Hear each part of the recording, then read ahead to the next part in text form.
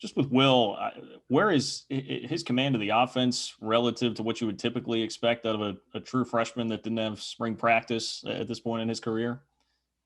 Well, I think he's done a tremendous job, and I think it's for the phase that he's in extremely well along. I mean, he's managed the huddle and managed a lot of the things we're doing extremely smoothly and in a very mature manner, and has made plays and it's a hard situation for him too, just without having spring practice and with the limited number of snaps. But you know what, he's competing his butt off and he's preparing his butt off. So we're just working to improve every day.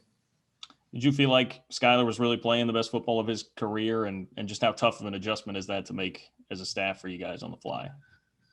I know Skylar gotten better. I mean, he had really done some nice things and made some improvements, over the first few weeks. I think his pocket presence, this year compared to last year, and even as the season has gone on this year, was really improving and making some throws and, down the field under duress, being able to be accurate and bring that post across the field a little bit more and just doing some great things. And it was obviously a heartbreaking deal. They're different players. It's not fair to put either one in the other shoes, but the offense is still going to be the one that, and the thing that, if everyone does their job, produces, the ability to spread the football around and get a lot of people's hands on it and try to create some space and make things happen. And, I think the offense will do that with both, or has done that with both those guys.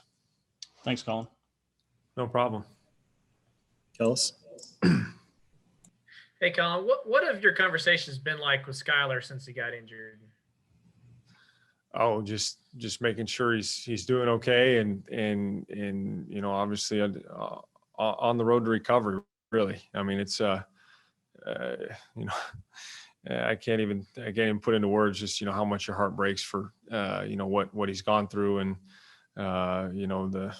just the injury. And I pray for him every day and talk to him pretty much every day, and my heart's with him, and all of our hearts are with him. So I guess at some point he'll have to decide whether he wants to come back or move on. If he decides he wants to go the unusual route of 6 years here, is that something you'd welcome?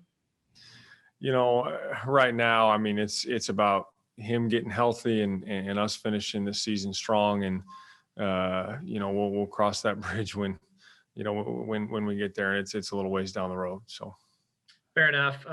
Switching gears to Howard, how much of the offense can he handle right now? I know he's just a freshman, but how much of the playbook has he absorbed at this point? I mean, he's done a tremendous job. I think, extremely cerebral player, has studied, like I said, he studied his butt off. I don't think, operationally, I don't think there's anything that's off the table or that we don't feel like he can, operate. I think more than anything, it's just him getting those experience with live bullets and the speed of the game and the speed of the decision making and all those types of things with that just comes with time and experience. I don't think it's a not knowing it thing. I think it's just a getting used to the speed of the game, and he got better, I think, through the game on Saturday, and he'll get better this week and every week beyond. Derek? Hey, Coach. Some of Howard's balls have come out a little funny, maybe a little wobbly. Is that more about him just needing to kind of trust what he sees and catch up to the speed of the game?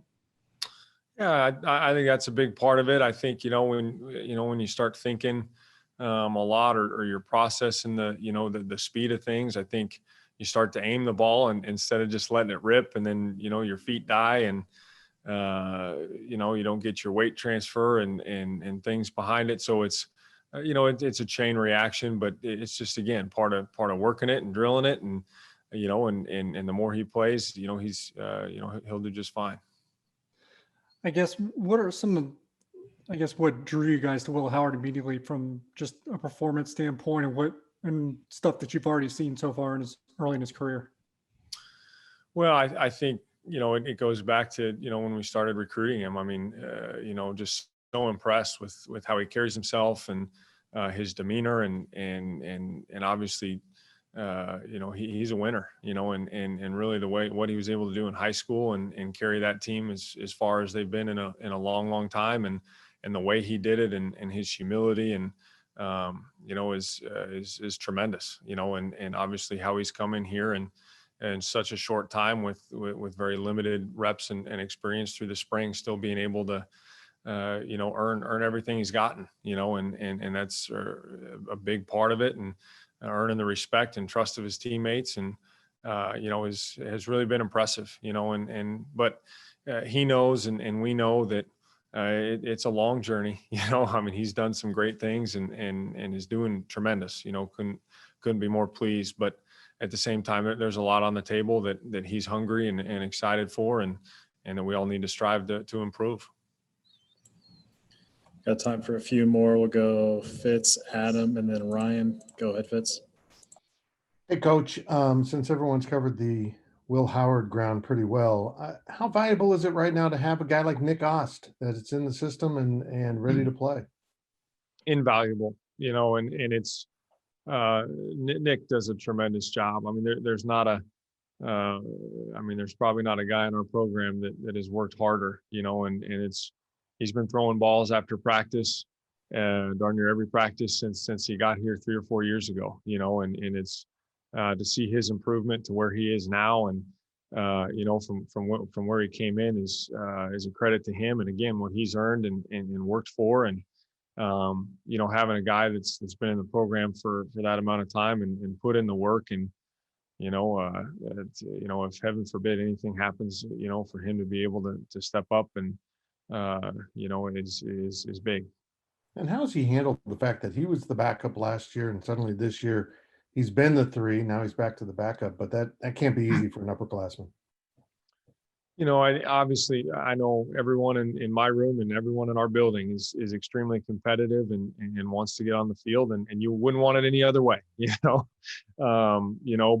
again, at the same time, the team is more important than any of us, and the program is more important. And so whoever earns and does the best, and that's just kind of our job as coaches is to provide that competition and make the best decision we can with the work that they've done and what they've put on the practice field. And he understands that and has worked hard and is ready, and you never know how it goes, and whenever your opportunity and whenever the door opens for you, you better be ready to walk through there, not thinking about when or how it should. Thanks, Coach. Adam. Collin, you've coached Skyler and you've coached some quarterbacks at Northern Iowa. Out of your experience of coaching quarterbacks, what is something that you would say is special about Will Howard? Ooh, been fortunate. Every player, that you coach is a little bit different and unique in their own right. I think Will's, maturity is at such a young age, and his just calm poise is very impressive, and to go in there and in the last 2 ball games and some of the situations that he's been in, he hasn't wavered and he's been calm and he's been poised, and it's been impressive. Last one here, Ryan. Hey, Collin, I guess we've kind of asked about every other quarterback at this point, and so I'm just wondering, with Skylar's injury, where does this leave Jaron Lewis in terms of, will he get more reps at practice now, and is there any chance he could push Nick for the number 2 spot? He is getting more reps in practice, just in that 3 spot.